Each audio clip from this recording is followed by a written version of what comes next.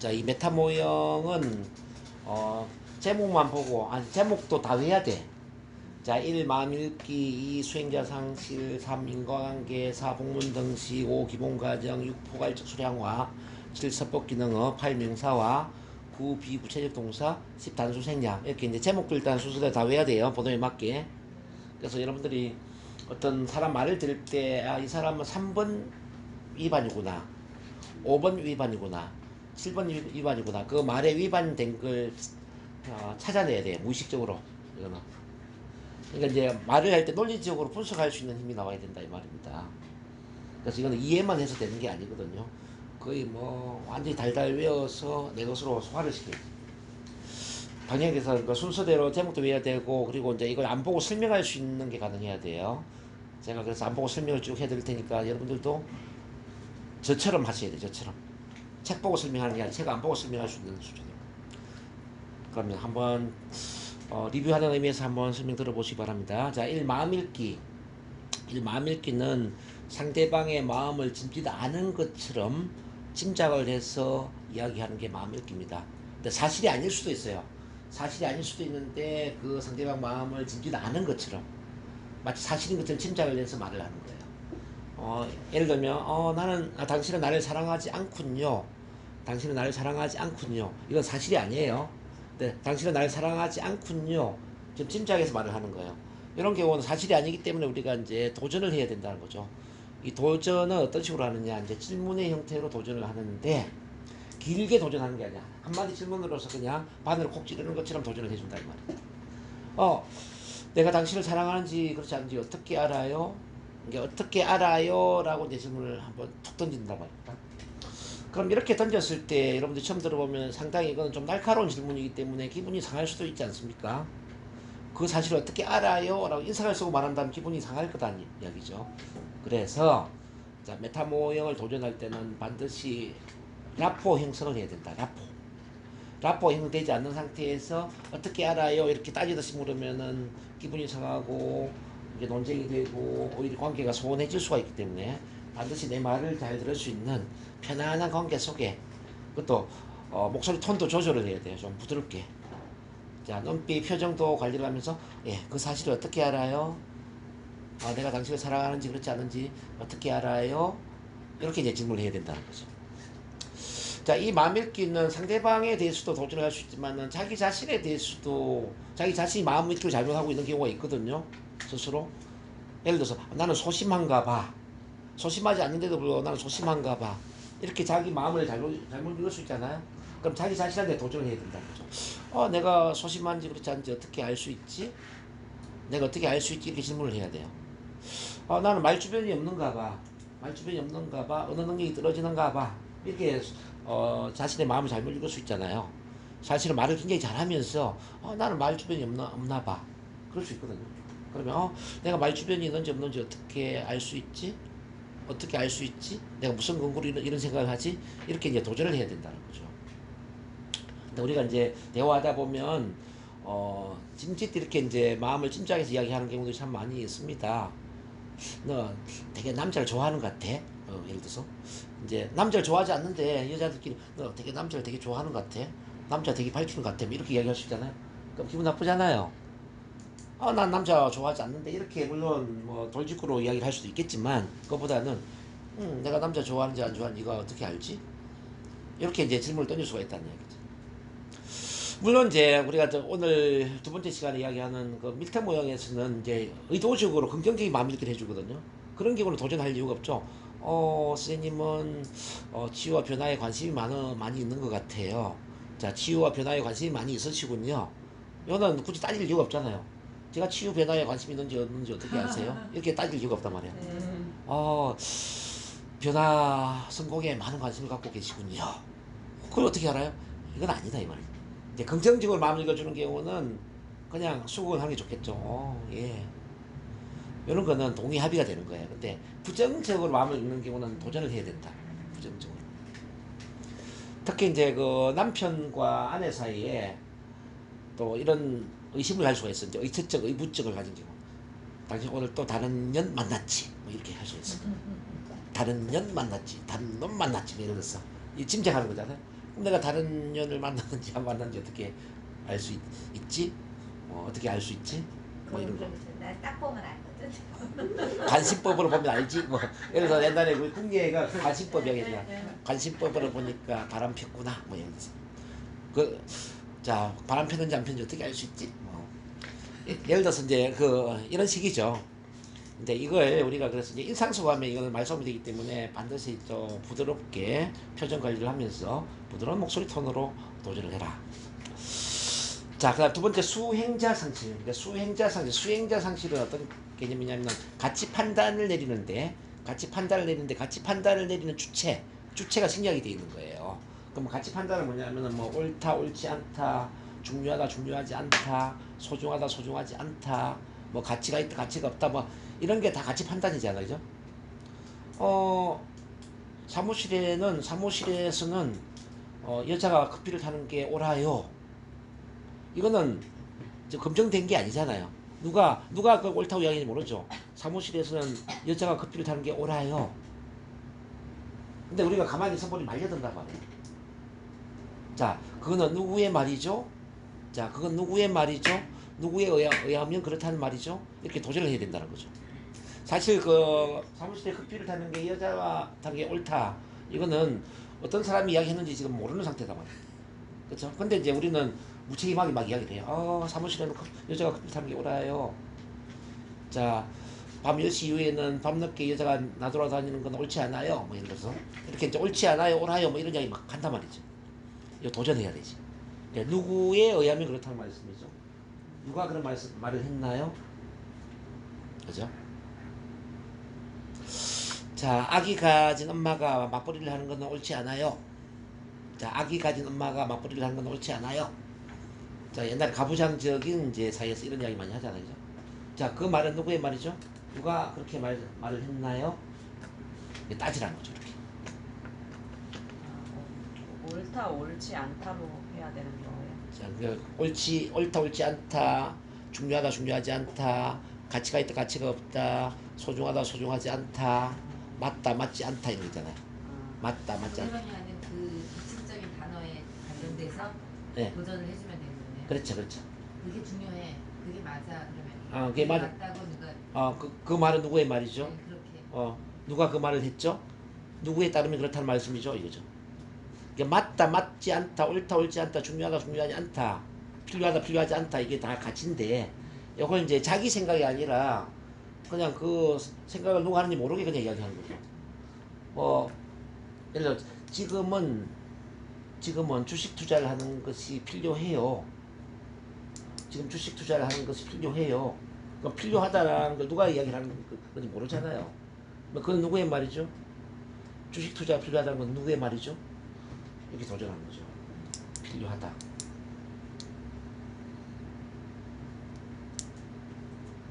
자, 오케이. 이해됐나요?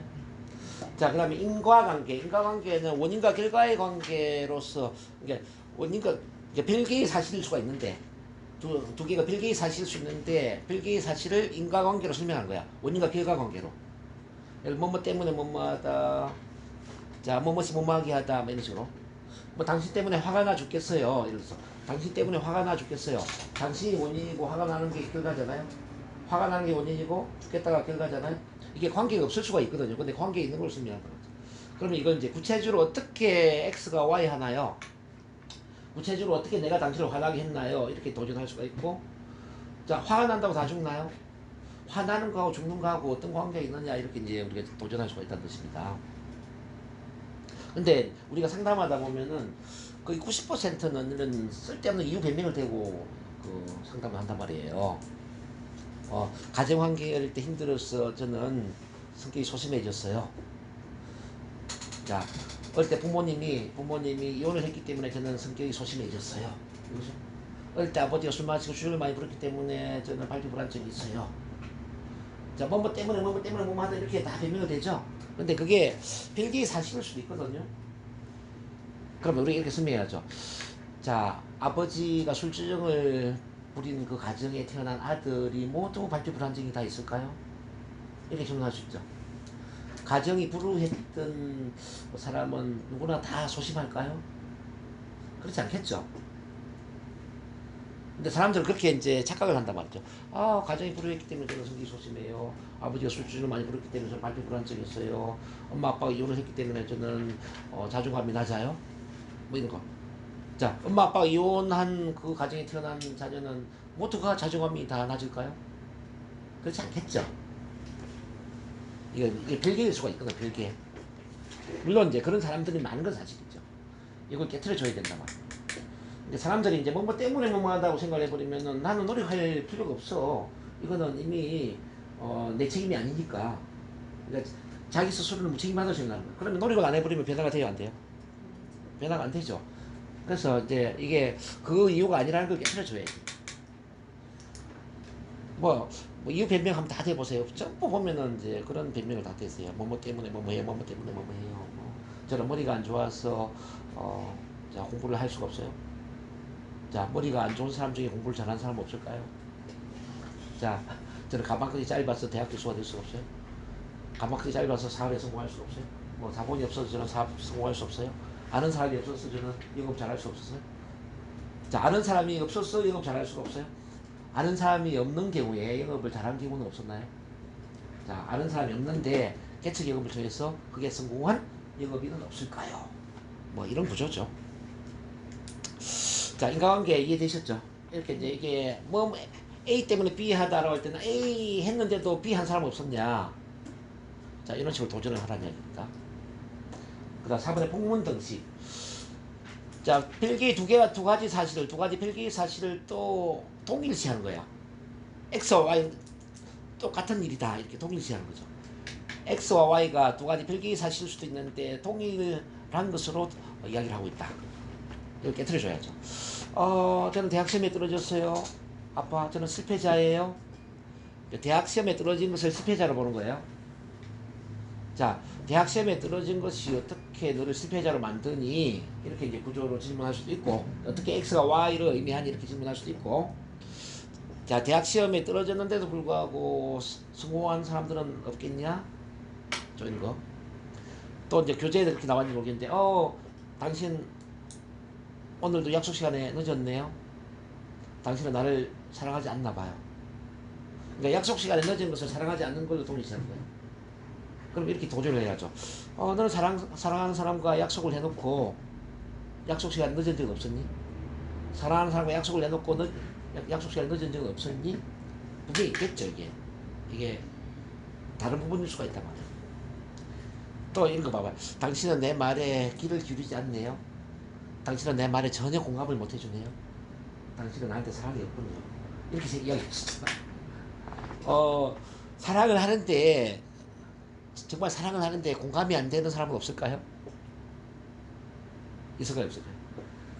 사랑을 하는데도 불구하고 공감을 못하는 사람은 없을까요? 없을 것 같아요. 있지. 왜? 공감 능력이 아예 부족한 사람일 수가 있거든. 사랑하는 마음하고 공감 능력은 또 다른 부분이란 말이야. 남자들이 있어. 그러니까 정말 사랑하는데 이제 이제 타고나길 공감 능력이 떨어지기 때문에 공감이 안 되는 남자도 있다니까요. 그러니까 내가 그 이야기 하는 거야. 지금 우리 백영 선생님 남편도 보면 제가 상담하면 진짜 아내를 사랑하세요. 근데 공감 능력은 없어. 완전 사고형이 사고형이 감정형이 아니에요. 그러니까 공감이 당연히 안 되죠. 근데 사랑을 하는 건 사실이에요.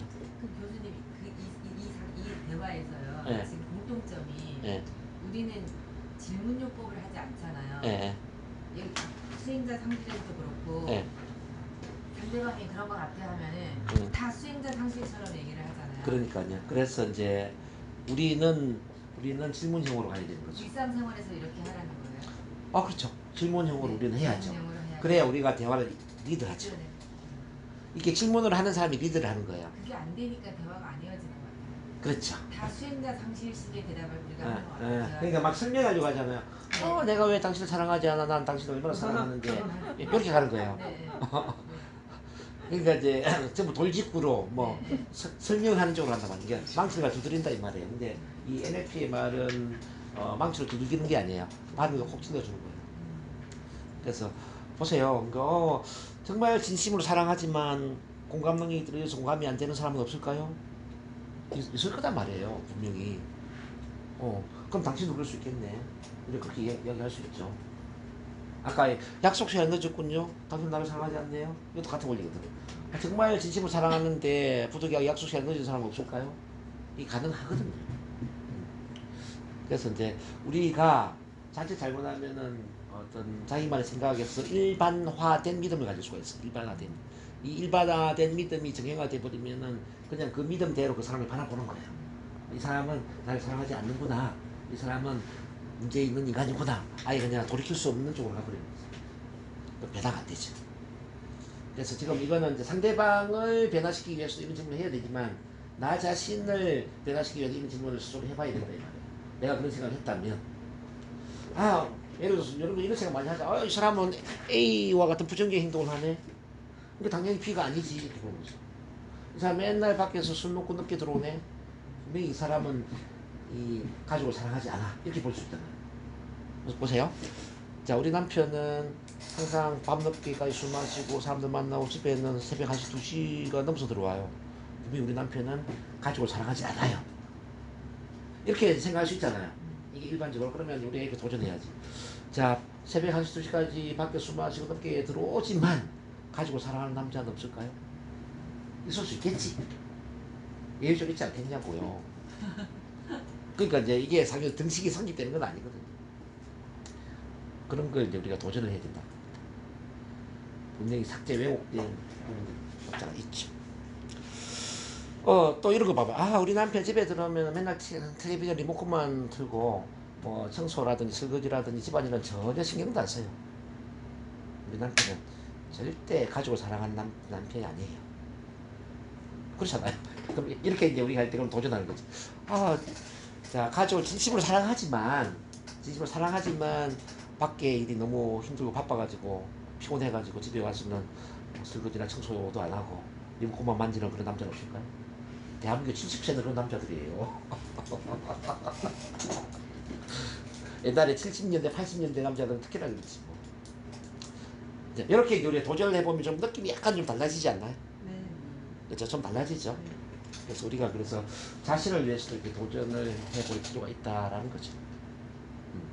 모여가지고 이걸 생각하면서 대화를 상대방의 대화 이게 뭐였지 생각하니까 그 다음 이게 자연스럽게 이게 되지가 않더라고요. 얘기하는데 이게 뭐였지? 이게 본능 증식인가? 이게 마음의 느낌인가? 이거를 판단해야 되니까 그래서 이걸 한번 서칭하듯이 들어서는 이것이 되지 안 않습니다. 되더라고요. 제가 지금 설명하는 것처럼 그게 아예 녹아 있어야 돼. 그냥 녹아 있으면은 설명 가능한 시도를 하시라고 제가 말씀드렸잖아요. 예문도 만들어 보시고. 자, 어쨌든 5번 봅니다. 5번의 기본 과정. 기본 과정이라는 것은 기본 전제를 깔고 이야기하는 거예요. 기본 전제를 깔고. 전제를 까는데 긍정적인 전제를 깔면 얼마나 좋겠어요. 근데 부정적인 것을 전제로 깔고 이야기해버리면은 이게 이제 말려드는 거거든요. 부정적인 것에. 그럼 도전을 해야 되는 거죠. 그래서 제가 이제 지난 시간에도 이제 이야기를 했지만은 특히 그 장사하는 사람들이 이런 기본 전제를 가지고 영업을 많이 한단 말이에요. 가게에 들어오면 무조건 물건 다 살 걸 생각하고 카드로 결제할까요? 현금으로 결제할까요? 그럼 이제 나는 가게에 이제 구경하러 왔는데 그냥 한번 둘러보기 위해서 왔는데 카드로 결제할까요? 현금으로 결제할까요? 그럼 이건 뭐예요? 전제가 구매를 하는 거죠. 구매를. 그러면 이거 이제 뭐 산다라는 전제를 이야기한 거기 때문에 산다라는 것에 대해 도전을 해봐야 된다는 거죠. 제가 구매를 할지 안 할지 어떻게 아세요? 이렇게 이제 도전을 해야 된단 말이에요. 굳이 물론 이렇게 우리 설명할 수 있죠. 그냥 저는 구경만 하고 있는 중인데요. 이렇게 물론 설명할 수도 있겠지만 이거는 이제 일반적인 돌직구고. 근데 이제 그 말에 대해서 도전한다면 구매를 할지 안 할지 어떻게 아세요? 이렇게 이제 질문할 수가 있겠죠.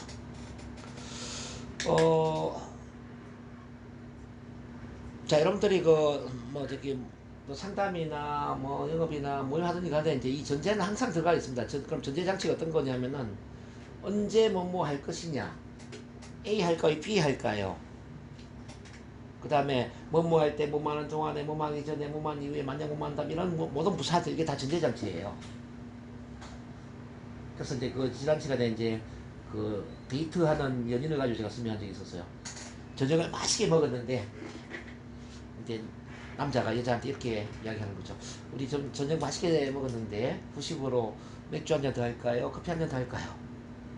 이렇게 이제 우리가 이야기할 수 있거든요. 그럼 이거는 뭐예요? 후식을 한다, 2차를 한다라는 전제로 이야기하는 거잖아요. 근데 이제 여자는 저녁만 먹고 헤어지려고 생각했는데 근데 후식으로 우리 커피를 한 잔 더 할까요? 맥주를 한 잔 더 할까요? 라고 하니까 이거 어떻게 뿌리실 수가 없는 거예요. 보통 여자들은 그냥 커피 한 잔 더 하죠. 뭐 이렇게 갈 수가 있단 말이죠. 근데 말려들지 않으려면 어떻게 해야 되느냐? 제가 후식을 먹을지 안 먹을지 어떻게 아세요? 이렇게 이제 질문하는 거죠. 사실 내가 바빠가지고 지금 바로 가야 되는 상황이거든요.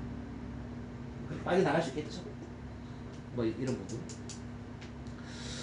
자, 또 이제 살짝 이제 데이트하다 보면 남자가 이렇게 이야기해 주세요. 우리가 결혼을 하게 되면 우리는 정말 멋진 바다가 쫙 펼쳐지고 뭐 어떤 뒤에는 산이 있고 뭐 저쪽 거기서 행복하게 살 수 있을 거예요. 뭐 이렇게 이야기할 수 있잖아요.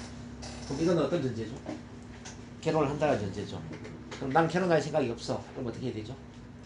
도전해야지. 제가 결혼을 할지 안 할지 어떻게 아세요? 이렇게 물어야지. 의외로 이제 이런 그 전제를 깔고 많이 이야기 하잖아요. 자, 우리 한번 자, 예를 들어서 이제 우리 이렇게 공부하다가 우리 오늘 점심으로 뭘 먹을까요? 자, 오늘 점심 식사로 뭘 먹을까요? 이렇게 이야기할 수 있잖아요. 이건 이제 당연히 점심 먹는다는 전제잖아요. 언제나 물론 공부할 사람이 없어. 근데 만약에 점심을 안 먹을 사람이 있다면 도전을 할 필요가 있겠죠. 제가 점심을 먹고 갈지 예. 제가 점심 먹을지 안 먹을지 어떻게 아세요? 말하지 않아도 암묵적인 전제가 있다는 거죠. 그렇죠. 이렇게. 나는 수업 마치고 그냥 그 집으로 바로 가려고 생각하고 있는데 오늘 우리 저기 같이 하루 내내 NLP 체면 수업했는데 저녁 같이 먹어야죠. 오늘 저녁 뭐 먹을까요 우리? 그렇게 자연스럽게 이야기할 수 있잖아요. 그러면은 그냥 저녁을 먹는 게 전제가 되어 있는 거잖아요. 근데 그 중에 누구는 저녁을 안 먹을 사람이 있잖아요. 안 먹을 사람 어떻게 해야 되죠? 제가 저녁을 먹을지 안 먹을지 어떻게 하세요? 저 바쁜데 뭐 예를 들어서 근데 이제 듣다 보니까 질문이 생각나는데 그거를 윗사람에게 이렇게 아랫사람이 말하기가 조금 버릇 없어 보이는 게 있는 그래서 것 이제 같아요. 그게 만약에 이제 윗사람이 네. 받아줄 수 있는 분위기가 된다면 도전을 할 수 있지만 네. 그게 안 되는 경우 도전을 안 해야죠. 네. 제가 항상 말씀드린 게 뭐냐면은 네. 레포가 형성이 되지 않는 상태에서 도전하는 것은 오히려 관계를 훼손한다. 네네. 레포 형성이 반드시 최우선이라는 거죠. 아, 그러니까 그래서 이제 윗사람일 경우에는 이제 나름대로 이제 권위도 있고 네. 뭐 도전하고 기분이 상할 수도 있잖아요. 네. 내가 그래도 저녁 한 끼 사주려고 하는데 네. 감히 감히 이렇게 네. 가려고 그래. 그럴 수 있잖아요. 네. 그렇죠. 그런 경우 조심스럽죠. 그러면 도전하기보다는 이왕이면 받아주는 게 좋겠죠. 근데 이제 우리가 도전을 해야 되는 상황이 있을 수 있어요. 네. 뭐 그런 관계가 아니라 뭐 데이트를 한다든지 또는 내가 돈을 지불해야 된다든지 또는 오해를 받고 있다든지 오해를 받는 경우는 해명을 해야 되잖아요. 해명. 그는 윗사람이건 아니고 관계없이 해명을 해야 되잖아요. 뭐 상사가 밥을 사준다는 이건 나쁜 게 아니니까 그냥 도전할 이유가 없지만 근데 상사지만 내가 오해를 받고 있다. 그러면은 해명을 할 필요 있겠죠. 그럼 도전해야지. 뭐 예를 들어서 우리 그 교재에 이렇게 나오죠. 내가 최선을 다했다는 사실을 그가 알았다면 나를 그렇게 대접하지는 않았을 텐데. 그럼 최선을 다했다는 얘기잖아요. 그러면 구체적으로 어떻게 최선을 다했는데요? 그거 모른다는 사실을 어떻게 아나요? 구체적으로 어떻게 됐는데 그래요? 뭐 이렇게 이제 도전할 필요가 있겠죠. 그래서 이제 우리가 도전한다는 개념은 부정적인 상황일 때 도전을 하는 것이다. 무턱대고 다 도전을 하면 안 되겠죠. 그리고 이제 또 이해를 해야 될 게 뭐냐면 이 메타 모형만 가지고 쓰는 게 아니에요. 우리 대화를 할 때. 대화를 할 때는 그 뒤에 배우는 밀터 모형도 쓰지만은 뭐 공감적 경청이라든지 그 뒤에 또 뭐 양자 언어, 뭐 SOM 합법, 다양한 합법들이 그냥 비법처럼 이렇게 다 맞물려 있단 말이에요. 그럼 어쩌다가 툭 메타 모델을 던지는 거지. 메타 모델을 뭐 계속 던져서 대화하는 게 아니죠. 그래요. 창박하죠. 그러니까 그 지금 말씀도 공감 가는데 네. 만약에 우리 끝나고 저녁을 먹을까요? 네. 그러면 저녁을 먹는다는 전제가 있다 했잖아요. 네. 그거는 기본 가정이잖아요. 네. 이건 마음 읽기도 해당될 수 있지 않을까요? 저희랑 같이 저녁을 먹고 싶어 하는군요. 네. 그 마음을 읽어주는 걸 수도 있잖아요. 그렇게도 말할 수 있잖아요. 지금 그 저녁 끝나고 같이 저녁을 먹고 싶어. 그러니까 이제 그거는 이제 마음 읽기하고 다른 게 마음 읽기는 이렇게 말이죠. 오늘 저녁 식사를 같이 하고 싶은 저녁 식사를 하고 싶다 저녁 식사를 하고 싶은 마음이 있다는 걸 알아요. 당신이 저녁 식사를 하고 싶다라고 저는 알고 있어요. 지금 식사를 같이 하고 싶어 하시는군요. 이런 게 마음읽기예요. 그러면은 그걸 어떻게 알아 이렇게 도전을 하는 거죠. 마음읽기는. 근데 이제 전제는 그런 게 아니라 그냥 저녁을 먹을 거라는 전제하에 그냥 이야기를 하는 거죠. 우리 저녁을 어떤 저녁을 먹을까요? 그래서 응대할 때 있잖아요. 응대를 할 때, 부탁을 할 때. 그게 마음읽기인지 기본 과정인지 이런 게 마음읽기는 그 포맷이래요. 뭐뭐라는 것을 알아요. 뭐뭐인 것 같군요. 당신이 뭐뭐라는 걸 알아요. 당신은 뭐뭐인 것 같군요. 당신은 뭐뭐라는 사람이라는 생각이 드네요. 이런 구조의 말을 해야 돼요. 이런 구조. 화법 자체가. 우리 그렇게 이야기합시다. 당신은 뭐뭐인 것 같네요. 오늘 당신 저녁을 같이 먹고 싶어 하는 것 같네요. 식사 같이 하고 싶어 하는 느낌이 드는데 맞죠? 뭐 예를 들어서 지금 배가 많이 고프신 것 같은데요. 배가 많이 고프신 것 같은데요. 이제 뭐 읽어준 거잖아요, 이거. 그럼 오늘 뭘 드실까요? 그렇게 할 수 있겠죠. 배가 많이 고프신 것 같은데. 그렇게 이제 그 사람 마음을 짐작하는 거지, 마음을. 근데 짐작하는데 좋은 쪽으로 짐작하면 그건 참 좋은 거죠. 그러면 그거는 대화를 촉진시키는 거고. 근데 나쁜 쪽으로 짐작할 때, 나쁜 쪽으로 짐작하면은 이거는 도전을 한다 이거. 도전. 그러니까 메타 모형에서는 어차피 부정적인 언어에 대한 그 대화에 대한 도전하는. 도전을 그렇죠. 부정적인 걸 깨트려 주는 거죠. 자, 그럼 기본 과정은 됐고 이제 6번을 봅니다. 이 포괄적 수량화, 포괄적 수량화. 포괄적 수량화라는 건 뭐냐면 전무한 것으로 이야기하는 거예요. 전부라는 것은 모든 사람이 항상 이런 단어들이 들어가면 전부로 이야기하는 거고, 전무라는 건 뭐냐면 결코 무마하지 않다, 절대로 무마하지 않다, 아무도 무마하지 않다, 결코 무마하지 않다 이런 말이 들어가면 이제 전무가 되는 거죠. 근데 이제 어떤 부정적인 생각하는 사람들이 이런 생각이 있어요. 아무도 저를 좋아하지 않아요. 이렇게 이야기를 할 수 있거든요. 아무도 저를 좋아하지 않아요. 자, 저랑 말이 통하는 사람이 아무도 없어요. 이렇게 이야기할 수 있거든요. 그럼 전무죠, 이거? 그럼 도전해야죠. 아무도 없어요. 단 한 사람이라도 있으면 어떨까요? 아무도 없어요. 저는 항상 게을러요. 자기를 이제 내리누르는 거죠. 저는 항상 게을러요. 항상 게을러요? 한 번이라도 부지런하게 살았던 적은 없었나요? 자, 항상. 자, 모든 사람이 저를 싫어하는 것 같아요. 모든 사람이 저를 싫어하는 것 같아요. 모두가 그래요? 한 사람이라도 좋아하는 사람은 없을까요? 저는 항상 우울해요. 항상 우울해요. 항상 우울하세요? 항상? 한 번이라도 우울하지 않았던 적은 없나요? 자, 사실은 항상 그런 건 아니거든요. 근데 항상 그런 걸로 착각을 하는 거지. 이렇게 일반화되어 있다는 거죠. 깨트려줘라. 너무 어렵지 않죠? 너무 쉬워요. 자, 문제는 쉬운 것을 쉽게 사용할 수 있느냐 없느냐의 문제죠. 자, 15번입니다. 서법 기능은 서법 기능을 제가 조동사를 서법 기능이라고 이야기했는데 필수성과 가능성이 있다고 그랬어요. 필수성 뭐뭐 해야 한다, 뭐뭐 할 필요가 있다, 뭐뭐 할 필요가 없다. 이게 필수성. 가능성은 뭐뭐 할 수 있다, 뭐뭐 할 수 없다. 자, 이 필수성의 서법 기능을 갖고 있는 사람들 주로 강박증을 갖는 강박증, 완벽주의자 이런 사람들이 이런 서법 기능, 필수성의 서법 기능에 빠져 있는 경우들이 많습니다. 저 이번 시험에 반드시 합격해야 돼요. 반드시 합격해야 돼요. 이렇게 생각해요. 그럼 이거 도전해야 되죠? 만약 합격하지 않으면은 어떻게 될까요? 사실 합격하지 않아도 재수를 하면 되거든요. 합격하지 않는다고 해서 죽는 게 아니다 이 말이죠. 옛날에 우리 지하철에서 스피치 훈련할 때 지하철에서 아는 사람 만나면 안 돼요. 아는 사람 만나면 안 돼요. 그래요. 아는 사람 만나면 어떻게 될까요? 좀 쪽팔리죠. 쪽팔리면 어떻게 되는데요?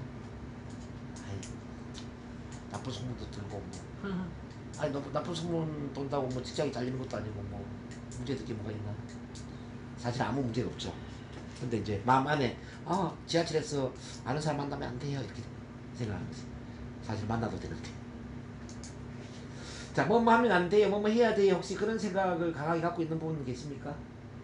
뭐뭐 하면 안 돼요, 뭐뭐 해야 돼요. 많을 예. 막 뭐예요? 일할 때 실수하면 안 된다라는 게 너무 심해요. 실수하면 안 돼요. 자, 그러면 도전해 볼게요. 자, 실수하면 어떻게 될까요? 자, 이야기하세요. 실수하면 어떻게 되는데요? 실수하면 그 상사 눈에 제가 약간 무능한 사람으로 비춰질 것 같고. 아, 상사 네. 눈에 무능한 사람으로 비춰질 것 같다. 그리고 오래 근무했는데 그런 거 기본적인 걸 실수하나 이렇게 생각하실 것 같고. 예, 그러니까 상사 눈에 무능한 사람 비춰질 것 같다. 이거는 마음 읽기잖아요. 그럼 도전을 해야죠. 자, 그렇게 비춰질 수 있다라는 것은 어떻게 알 수 있죠? 어떻게 알 수 있죠? 그분의 표정과 말투로. 아, 표정과 말투로. 항상 그 우리 사무국장님 생각하는 그 말은 생각 옳았나요? 자, 한 번도 틀린 적은 없었나요? 표정과 눈빛 보면 그렇다고 말씀하셨는데 네. 그거는 판단이 틀린 적은 없었나요? 틀린 적도 있었습니다. 틀린 적도 있었겠네요. 네. 그러면은 이번에 그 실수를 했다 하더라도 무능한 사람 보지 않고 오히려 우리 사무국장도 실수를 하는구나 보다 인간적인 사람으로 볼 수도 있지 않을까요? 아, 그럴 수도 있죠. 아, 저런 사람도 실수하네. 빈틈없는 사람인 줄 알았는데 약간 인간미도 있네. 이렇게 생각할 수도 있지 않을까요?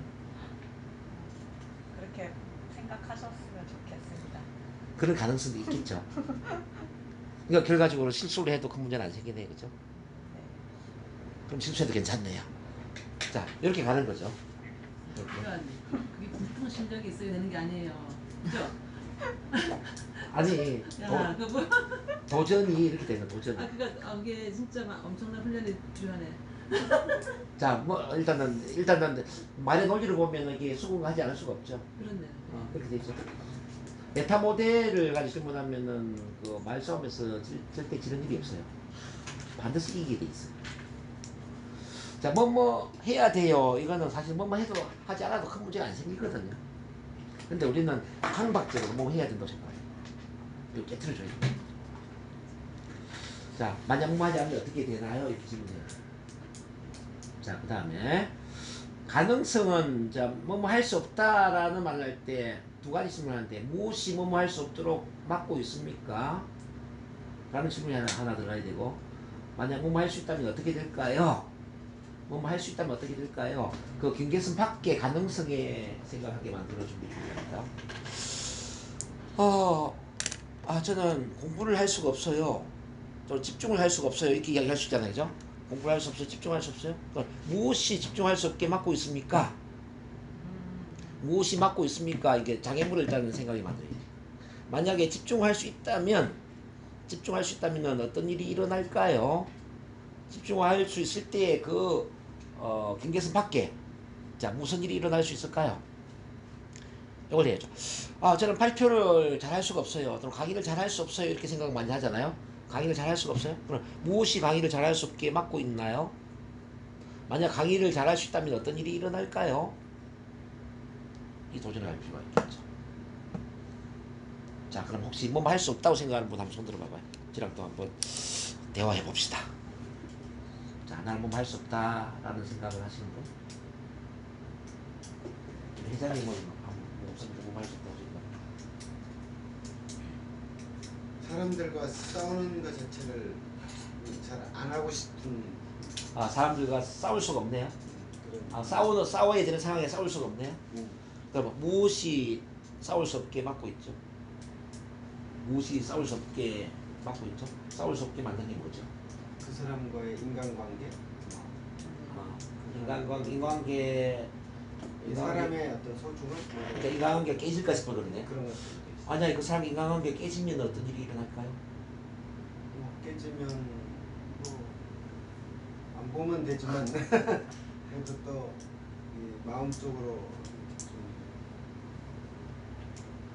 자, 그분과 안 보게 된다면은 어떤 일이 일어나는 일이 있나요? 안 보게 된다면? 어떻게 하게 되죠? 된다면 그 당해보진 않았지만 또 안 보게 되더라도 큰 문제 없네, 그러니까. 문제는 없어요. 그러면 나는 뭐 안 받아도 상관없네. 그럼 만약에 싸울 수 있다면 어떤 일이 일어날까요? 싸울 수 있다면. 그 사람 싸울 수 있다면 어떤 일이 일어날까 생각해보세요. 싸울 수 있다. 싸울 수 있다면. 싸울 볼 수 있다면 내가 원하는 걸 얻을 수 있겠죠. 아, 원하는 걸 얻을 수 있네. 자, 원하는 게 얻을 수 있다면은 또 어떤 일이 일어날까요? 그 사람과의 관계가 좀 소원해질 수도 있고 그 사람 입장에서는 아니 원하는 걸 얻을 수 있다면은 뭐 그 사람 관계를 생각할 필요 없죠. 원하는 걸 얻을 수 있다면 더 큰 성공을 이루거나 그렇지 그럴 수도 더 큰 행복한 삶을 살 수도 있겠네. 불을 이룰 수도 있겠죠. 불을 이룰 수도 있겠네. 그러면은 싸울 수도 있다 이니까. 싸울 수도 있겠죠. 그렇죠. 이렇게 되는 거지. 그러니까 싸울 수 없다 해서 싸울 수 있는 쪽으로 가는 거죠. 사실은 해도 되거든요. 이 세상에서 할 수 없는 건 없어요. 자, 모든 건 다 할 수 있는 일이에요. 근데 사람들이 아무 이유도 없이 막연한 뭐 때문에 할 수 없다고 생각하는 거예요. 할 수 있는데. 그래서 할 수 없는 이유를 구체화시켜 보면 사실은 이유 변명거리도 아니에요. 지금도 보면 우리 회장님이 관계가 소원해질까 싶어서 보지 못할까 싶어서 싸울 수 없다고 생각하잖아요. 근데 이 세상에 어떻게 관계가 소원해지는 사람이 없을 수가 있어요? 아니 어떤 사람과 관계가 소원해지는 게 당연하죠. 어떤 사람과 관계가 소원해지고 어떤 사람과 또 새로운 관계가 맺어지고 어떤 사람과는 그냥 어중간한 관계가 맺어지고 그런 거 아니에요? 인생이 그런 거잖아요. 인생에는 세 가지 부류가 있는 거예요. 어떤 사람은 나를 싫어하고 관계가 소원해진다. 어떤 사람은 그저 그런 관계가 된다. 어떤 사람은 아주 좋은 관계가 된다. 그게 당연한 거죠. 그게 이유가 되나요? Why not? 아무 문제가 없는 거죠. 그래서 실제 우리가 완벽주의 성향으로 뭐 해야 된다라는 이것도 자기만의 마음의 감옥을 만드는 것이고 뭐 할 수 없다 이것도 자기만의 마음의 감옥을 만드는 거예요. 그래서 내 마음의 감옥을 없애라 이 말이죠. 사실은 다 해도 되고 안 해도 되고 또 할 수도 있고 할 수 없고 이것도 다 내 마음 안에 있는 거예요. 마음의 경계를 없애. 오케이? 섭법기능 이해되셨나요? 네. 이걸 잘 하셔야 돼요. 쓸데없는 마음의 감옥 때문에 소심해지고 행동이 제한되고 그런 사람들이 얼마나 많습니까? 자, 그 다음에 8번 봅니다. 명사화. 명사화와 명사는 다른 거예요. 명사는 본래부터 명사고 명사화라는 거는 처음에는 명사가 아니었는데 동사나 형용사가 명사로 바뀐 거예요. 이해되시나요? 그러면 우리가 이제 명사는 어떤 느낌이 많이 드냐? 명사는 고정화된 느낌이 강하잖아요. 고정화된 느낌.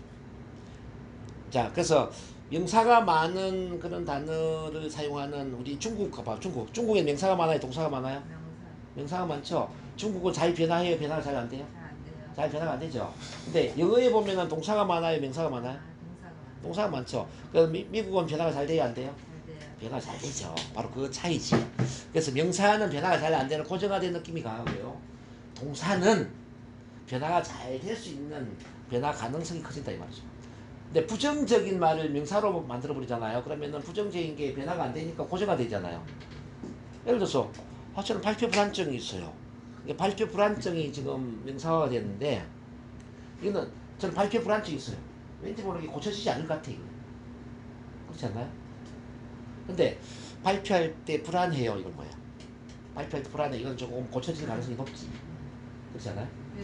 그래서 부정적인 명사로 이야기할 때는 그 명사를 동사나 과정으로 바꿔가지고 질문을 해야 된다는 거예요. 저는 발표 불안증이 있어요. 라고 누가 얘기하면 발표할 때 구체적으로 어떻게 불안을 느끼시나요? 발표할 때 구체적으로 어떻게 불안을 느끼시나요? 이렇게 이제 동사 과정으로 바꿔서 질문을 해야 된다는 거죠. 네? 자, 예를 들어서 병원에서 이야기하는 모든 진단명은 명사화예요. 당신 간암 말기예요. 간암 말기 하면은 간에 이 암세포가 고정화되어서 이제 말기 환자를 죽는다는 이야기잖아 이게. 간암 말기 하니까 그냥 죽음이라는 느낌이 든단 말이에요. 이때 도전해야 되죠. 제 간 세포 중에 몇 %가 부적절한 세포인데요. 제 간 세포 중에 몇 % 정도 부적절한 세포인데요. 그렇게 말. 이렇게 이제 질문을 이제 해볼 필요가 있겠죠. 사실 몇 %가 부적절한 세포냐라고 질문을 했을 때 여기가 70%가 부적절한 세포다. 그러면 70%는 걷어내면은 제가 살 수 있겠네요 이거잖아요. 70% 가능성이 생기잖아요. 근데 그냥 간암 말기 해버리면 이거는 살 수 있는 가능성이 제로가 되는 거예요. 이미 고정화된 느낌이 드는단 말이에요. 그래서 병원에 가면은 없었던 병이 막 생긴단 말이죠. 네, 병원 의사들이 전부 명사를 사용하거든요. 당신 가난 말기고, 당신은 천식이고, 당신은 당뇨고, 뭐, 당신은 뭐고. 이게 전부 명사화란 말이에요. 이걸 다시 동사로 바꿔서 우리는 질문해야 돼요. 자, 혈액 중에 당 수치가 몇 %인데요? 이렇게 그래야지. 당뇨. 혈액 중에 당 수치가 몇 % 정도 되는데요. 자, 고혈압이다. 그러면 제 혈압이 구체적으로 수치가 어떻게 되는데요? 따져 물어야죠. 그러니까 고혈압의 기준이 뭐냐, 이제 이걸 우리가 이제 따지 못하 보면 고혈압이 뭐 혈압이 얼마 정도 높네. 그럼 이거 좀 낮추면 되겠네. 이런 느낌 들잖아요. 그렇죠? 혈압을 낮추기, 그러면 이렇게 질문해. 이 혈압을 낮추기 위해서 내가 구체적으로 어떻게 하면 되죠? 탄수화물 섭취를 줄이고, 운동량을 늘리고, 이런 데서. 그러면 살 가능성이 높잖아요. 우리 이제 회장님이 하시는 거지. 자, 그 교재에는 이렇게 나올 거야. 우리 관계는 끝이야. 우리 관계는 끝이야. 관계라는 명사를 사용하고 있다는 거. 관계는 원래는 관계하다에서 관계하다가 관계가 된 거죠. 그럼 이건 이제 동사를 바꿔서 질문한 거죠. 구체적으로 어떻게 우리가 관계하고 있죠? 구체적으로 어떻게 우리가 관계를 하고 있죠? 또는 우리 사랑은 끝이야, 이렇게 할 수도 있잖아요. 사랑은 원래 사랑하다에서 사랑이 된 거잖아요. 구체적으로 우리가 어떻게 사랑하고 있는데요? 어떻게 우리가 사랑하고 있는데요? 뭐 사랑하고 있다 이게 바꿔버리니까 느낌이 확 달라지죠. 그래서 여러분들이 이제 기억할 것은 부정적인 말은 동사로 바꾸어서 이야기한다. 긍정적인 말은 가능하면은 명사화로 바꿔서 이야기한다. 자, 긍정적인 거 한번 봅시다. 그러면은 저는 말을 잘해요. 말을 잘한다를 명사로 바꾸면 어떻게 될까요? 저는 스피치 전문가입니다. 저는 대화의 달인입니다. 저는 상담을 잘해요. 이거보다는 뭐가 좋죠? 저는 상담을 잘해요. 이거보다는 저는 상담가입니다. 자, 저는 언어를 잘 사용해요. 언어 기술이 뛰어난 것 같아요. 자, 저는 언어의 마술사입니다. 언어의 달인입니다. 훨씬 강하잖아요. 저는 강의를 잘해요. 이거보다는 뭐가 좋을까요? 저는 명강사입니다. 그죠? 저는 명강사입니다. 여기 다 이해되고 있습니까? 예, 그럼 우리 사랑 끝이야라고 했을 때 네. 이게 서로 이제 뭐 연인 관계였는데 네. 이제 남자가 이제 나한테 그렇게 얘기를 한단 말이에요. 그럼 네. 나는 그거를 어떻게 좀 이제 해결해보고 완화시켜 보려고 이제 질문을 하게 되는 거예요. 우리 사랑은 끝이야 그쵸? 라고 했더니 이제 사랑이 명사하잖아요. 네. 그러면은 우리가 구체적으로 어떻게 사랑하고 있는데 그런 말을 하시죠? 그러니까 이제 그건 예. 이 관계를 좀 이제 유지해 보려고. 이 사랑을 구체화시키는 거지. 그러니까 내가 그렇게 예. 목적하는 얘기하는 이유는 계속 이 관계를 유지해 보고 싶고. 그거는 사람마다 의도가 틀리죠. 그러면은 의도 다를 수 있죠. 나도 끝내고 싶으면 이 질문할 필요 없지 않아요? 아니죠. 그 여자 입장에서 이럴 수도 있죠. 아직 사랑을 하지도 않았는데 무슨 사랑이 끝이야 이렇게 이야기 이럴 수도 있잖아요. 그러니까 내가 생각한 사랑과 이 사람이 생각한 사랑이 다를 수가 있는데 나는 사랑도 안 했는데 무슨 사랑이 끝이라고 이야기하지? 그럴 수도 있단 말입니다. 그러니까 구체적으로 어떻게 사랑하고 있지? 이 말 속에는 그 사랑하고 있는 구체적인 내용이 뭐냐를 따지는 거예요. 네. 그러니까 묻는 동기가 뭐냐고, 왜 묻냐고. 동기는 사람마다 다르죠. 그래서 똑같은 대답일 수 없다는 얘기잖아요. 그렇죠. 결국은. 네. 예. 그러니까 이제 내가 이 사람하고 말싸움하거나 논리적인 대화를 하려고 하는 건 아니잖아요.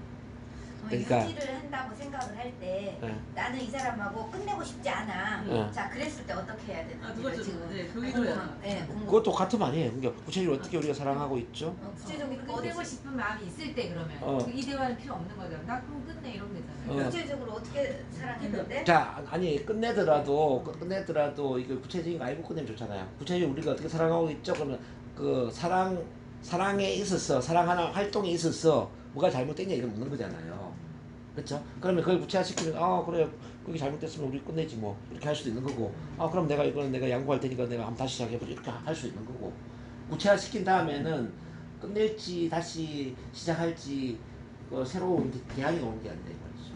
근데 이제 그냥 막연히 명사로 고정화시켜버리면 이거는 답이 없는 거거든요. 그냥 사랑 끝이다. 예를 들어서 이런 이야기도 마찬가지야. 저 발표 불안증이 있어요. 또 그냥 발표 불안증이라 뭉뚱그려 이야기해버리니까 어떻게 도와줄 수가 없잖아요. 그래서 우리가 질문한단 말이에요. 발표할 때 구체적으로 어떻게 불안을 느끼시나요? 이렇게 질문하면 그러니까 뭐 심장이 뛴다든지 머리가 하얘진다든지 사람과 눈 마주치기 힘들다든지 이런 구체적인 이야기를 하지 않겠습니까? 네. 그러면 그 구체적인 이야기를 토대로 우리가 대화를 제시할 수 있잖아요. 아, 심장이 뛰시면 지금 교감신경계가 과민 반응을 하시네요. 그러면 이제 과거에 들었던 경험이 있을 것 같은데 치료를 한번 하셔야 되겠는데요. 이렇게 갈 수가 있는 거고. 아, 저는 사람들 눈을 마주보기 힘들어요. 구체적으로 어떤 사람들 눈을 마주보기 힘들죠? 아, 좀 처음 보는 사람이나 지위가 높은 사람들 눈 마주보기 힘들어요. 아, 그러시구나. 그러면 낯선 사람이나 지위가 높은 사람에 대한 두려움이 있군요. 뭐 혹시 어릴 때 그런 두려움을 느끼는 경험이 있었나요? 뭐 이렇게 들어갈 수 있는 거예요. 그래서 이제 이걸 구체화시키면 그 다음에 어떤 쪽으로 상담을 할 때 어떻게 치유를 해줄지 변화를 이끌어낼지 대안이 나온단 말이에요. 그래서 반드시 우리는 이제 동사 과정으로 질문을 해야 된다. 네, 그렇게 해야 돼요. 어려워요? 이게 왜 어려워요? 다른 질문하고 저는 좀 약간 이렇게 혼선이 있을 것 같아요. 만약에 나는 너를 사랑하지 않는 것 같아. 그런 질문 하나에 그러면 나는 너를 사랑하는 것 같지 않아. 그것도 동사잖아요. 사랑하지 않는다. 자, 뭐 우리 우정은 끝이다. 우리 사랑은 끝이다. 그러면 이게 이제 우정, 사랑이라는 것은 상당히 막연하잖아요. 막연하지 않습니까? 네. 막연하기 때문에 내가 어떻게 해석하기 쉽지가 않잖아요. 그럼 이걸 동사로 바꿔서 우리가 어떻게 우정을 가꾸고 있지? 우리가 어떻게 사랑하고 있지? 뭐 우리가 어떻게 친구로서 뭐 사귀고 있지? 예를 들어서 이렇게 질문을 하면 그 사람이 구체적인 이야기가 나오잖아요. 그 이제 구체적인 이야기가 나온다면 구체적인 이야기에 맞게 대응을 할 수가 있다는 거죠. 그래서 동사로 바꿔 질문을 해야 된다는 거죠. 이거는 명사만 그런 게 아니라 구분의 비구체적 동사도 마찬가지예요. 그가 나를 거부했어요. 예를 들어서 이 구분에 보면 그런 게 나오죠. 그가 나를 거부했어요. 그러면 거부했다가 막연하잖아요. 막연하게 이야기한다는 이야기는 무책임하다는 이야기고 나는 책임을 안 지겠다 이 말이거든요. 무책임한 이야기를 하고 있단 말이에요. 그러면 구체적으로 그가 어떻게 당신을 거부했나요? 라고 질문하면은 거부한 구체적인 사실이 나오잖아요. 그럼 구체적인 사실 중에 그 사람이 책임질 내용도 있고 또 뭐 고쳐야 될 내용도 있고 그러지 않겠습니까? 그래서 구체적으로 이야기한다는 이야기는 책임을 지겠다는 이야기고 막연한 이야기를 하겠다는 이야기는 책임을 지지 않겠다는 이야기예요. 그래서 우리가 이제 부정적인 말을 막연하게 이야기할 때는 구체적으로 질문해야 된다는 거죠. 스스로를 책임지게 만들어야 된다는 거죠. 현실에서는 순발력 있게 이거를 응대해서 대박이 시켜. 그렇게 해야 되죠. 근데 이제 긍정적인 말을 굳이 설명할 필요가 없죠. 우리 사랑은 영원할 거예요. 예를 들어서 우리 사랑은 영원할 거예요. 그러면 이거는 이제 내용이 긍정적이잖아요. 그러면 이걸 굳이 구체적으로 우리가 어떤 사랑을 하고 있죠? 이렇게 할 필요가 없다는 거죠. 영원하겠다고 이야기하는데 뭐 우리 우정도 영원할 거야. 뭐 그 우정을 굳이 따지고 물을 필요가 없죠. 그럼 네가 우리 우정이 영원할지 안 할지 어떻게 알아? 이럴 필요는 없다는 거잖아. 긍정적인 건데 긍정적인 것이 따질 이유가 없죠. 아 그래? 이렇게 그냥. 그 맞아. 우리 우정은 영원할 거야. 동의해주면 좋겠죠. 근데 이제 부정적인 경우에는 이걸 왜 따지고 물어야 되느냐. 자, 부정적인 경우는 구체화시킴으로써 스스로 말하는 것에 대해서 스스로 책임지게끔 책임을 지게끔 유도를 해야 돼요. 그러니까 책임질 수 있는 말을 해라 이 말이지. 그 사람에게. 그래서 8번하고 9번은 상당히 비슷한 맥락인데 8번은 자 명사화로 막연한 이야기를 하고 있다는 이야기고 9번은 동사를 막연하게 사용하고 있다는 이야기예요. 그래서 이거는 둘 다 구체화시켜주면 돼. 구체화. 8번은 동사로 바꿔서 구체화시키는 질문을 해주면 되는 거고 자 9번은 동사 자체를 구체화시키는 질문을 해주는 거예요. 자 많은 분들이 이제 그런 이야기 많이 합니다. 저 요즘 너무 힘들어요. 이런 이야기. 그럼 저 요즘 많이 너무 힘들어요. 그러면은 구체적으로 어떻게 힘드세요? 이렇게 질문하는 게 맞잖아요. 그래 힘든 이야기를 구체적으로 이야기하지 않겠습니까? 근데 저는 자꾸만 그러면 너 힘들구나 이렇게 마음을 읽어주는 우리 그래? 그렇구나 이렇게 많이 대답해야 된다고 들었잖아요. 그런 경우는 이제 그 상황에 대한 이야기를 할 때 이런 상황에서 좀 많이 힘들어요. 이렇게 이야기하잖아. 그런 상황에서 많이 힘드시군요. 이건 공감이 되는 거예요. 네. 근데 구체적인 상황을 이야기하고 너무 힘들어요. 힘드시군요. 이건 공감이 아니에요. 그렇지. 그거는 구체적으로 어떻게 힘드세요라고 이제 질문해서 힘든 상황을 이야기하게 만들어야지. 뭐 남편 관계가 안 좋고 뭐 집안이 뭐 힘들고 뭐 어쩌고저쩌고 이래서 힘들어요 이렇게 이제 나왔어. 그러면 이런 상황에서 정말 많이 힘드시겠군요. 이건 공감이 되는 거예요. 이해되시나요? 그래서 이 메타 모형하고 뭐 그 기존에 여러분들이 아는 공감적 경청이라든지 이런 것은 같이 혼용해서 쓰면 아주 효과적이죠. 따로따로 쓰라는 게 아니라 같이 쓰면 효과적이죠. 그러니까 메타 모형으로 질문해서 이제 구체적인 이야기를 하게 만들어서 그 다음에 공감적 경청을 해주면 좋겠죠. 아까 이제 명사도 마찬가지예요. 저 발표 불안이 있어요. 구체적으로 발표할 때 어떻게 불안을 느끼시나요? 예, 제가 마음 높은 사람들이 있거나 낯선 사람 있을 때 말을 하려면 너무 가슴이 뛰고 머리가 하얘지고 힘들어요. 자, 낯선 사람들 앞에서 그리고 지위가 높은 사람들 앞에서 말할 때 많이 힘드시군요. 이러면 이제 공감이 되지 않겠어요? 그죠? 이게 공감을 하면서 그 다음 말을 이끌어나면 참 효과적이지. 그런 경우가 있잖아요. 자, 어릴 때 불안, 떨림과 관련된 트라우마가 있기 때문에 치료를 받으면 도움이 되실 거예요. 그래서 이렇게 가야지. 자, 그러면 9번까지 된 걸 보고 이제 10번 봅니다. 10번에 단순 생략. 단순 생략은 감정을 표현할 때 그 대상을 생략하고 뭐 기쁘다, 슬프다, 놀랍다, 뭐 만족스럽다 이런 이야기를 할 때 구체적으로 무엇에 대해서 누구에 대해서 기쁘냐, 슬프냐, 뭐 놀랐냐 이렇게 질문을 해야 된다는 거죠. 자, 저 너무 슬퍼요. 무엇에 대해서 슬프다는 말씀입니까?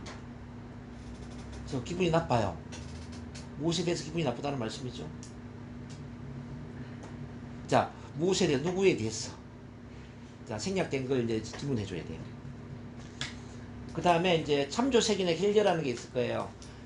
이제 구체적인 대상을 이야기하지 않고, 그러니까 구체적인 사람이나 대상을 이야기하지 않고, 자, 막연한 일반인으로 이야기를 해버리는 거죠. 요즘 젊은 애들은 버르장머리가 없어요. 요즘 젊은 애들은 버르장머리가 없어요. 그러면은 요즘 젊은 애들이 누군지 모르잖아요. 그럼 구체적으로 그 젊은 애들은 누구란 말씀이죠? 그들은 나를 좋아하지 않아요. 좋아하지 않는 사람, 그들이 누구죠? 그들은 구체적으로 누구를 의미하죠? 사람들이 다 나빠요. 제 주변의 사람들은 다 나빠요. 그렇게 이야기할 수 있잖아요. 구체적으로 나쁜 그 사람들이 누군데요? 이걸 이제 긍정적으로 이야기하면은 너무나 좋겠죠. 대부분의 사람들은 NLP를 훈련하면서 인생 자체가 확 바뀌었다고 이야기를 합니다. 이건 좋아요, 안 좋아? 좋아요. 좋죠. 이런 건 구체적으로 그 사람이 누군데 이렇게 질문하지 않는다는 거지. 자, 대부분의 사람들은 싱그러운 바람에 치유의 느낌을 갖는다고 합니다. 싱그러운 바람 소리를 들으면서 치유의 느낌을 갖는다고 합니다. 대부분의 사람들은 양말을 벗고 맨발로 산길을 걸으면서 치유의 에너지를 경험한다고 합니다. 이건 어때요? 대부분의 사람들은 좋아요, 안 좋아요? 좋습니다. 좋죠. 이건 이제 나중에 밀트 모형에서 공부할 거예요. 이제 긍정적인 거는 이렇게 일반화시켜 이야기해야 돼요. 대부분의 사람들은 이렇대요. 또 이제 장사할 때도 이렇게 쓸 수 있어요. 요즘 젊은 층들은 이런 옷을 좋아하는 편이에요. 그러면 이제 요즘 젊은 층들 누군데 이렇게 묻지 않잖아요. 요즘 젊은 층 이런 옷을 선호하는 편이에요. 그러면은 그런 모양이네 옷을 산단 말이에요. 요즘 연예인들이 좋아하는 화장품은 이런 유의 화장품을 좋아해요. 그럼 요즘 연예인들이 누군지 안 묻죠. 근데 연예인들이 좋아하니까 이 화장품 사고 싶네. 이런 경우는 이제 밀트 모형에서 의도적으로 일반화시키 말을 한다는 거죠. 근데 이제 부정적인 이야기를 할 때 일반화시켜버리면 도전해야 된다는 거예요. 사람들은 제 말을 듣지 않아요. 사람들은 제 말을 듣지 않아요. 그럼 말 듣지 않는 그 사람이 누군데요? 자, 사람들은 저를 다 싫어해요. 그 싫어하는 사람이 누군데요? 이걸 이제 도전하는 거예요. 자, 그 다음에 이제 그 단순 생략의 마지막에는 비교 생략이라는 게 있어요. 뭐 더 뭐뭐하다, 훨씬 더 뭐뭐하다, 뭐 매우 뭐뭐하다 이런 거 있잖아요. 이 옷은 너무 비싸요. 자, 너무 비싸다라고 일반화시켰는데 무엇에 비해서 너무 비싸다는 말씀인가요? 이제 무엇에 비해서 이 비교 대상을 다시 질문을 해주는 거예요. 자, 이 사람은 정말 나쁜 사람이에요. 이 사람은 정말 나쁜 사람이에요. 정말 나쁘다고 지금 비교 대상이 없잖아요. 누구에 비해서 정말 나쁜 사람이죠? 누구에 비해서? 자, 이렇게 무엇에 비해서, 누구에 비해서 비교 대상을 이야기해 줌으로써 아, 이 비교 대상이 없이 그냥 내가 막연하게 너무 비싸다고 생각했구나, 너무 나쁘다고 생각했구나, 자, 너무 부정적으로 생각을 했구나, 이걸 깨닫게 만들어주는 거죠. 자, 여기까지 한번 쭉 훑었습니다. 네. 지난주에 들었던 분은 복습이 됐을 거라고 보고, 그리고 한 10년 만에 들은 우리 오행자 선생님도 뭐 기억이 나는지 모르겠네요. 맞아. 기억이- 기억은 나죠. 기억이 나요? 그럼요. 이해가 됩니까? 이해가 되면은 박수 한번 보내겠습니다.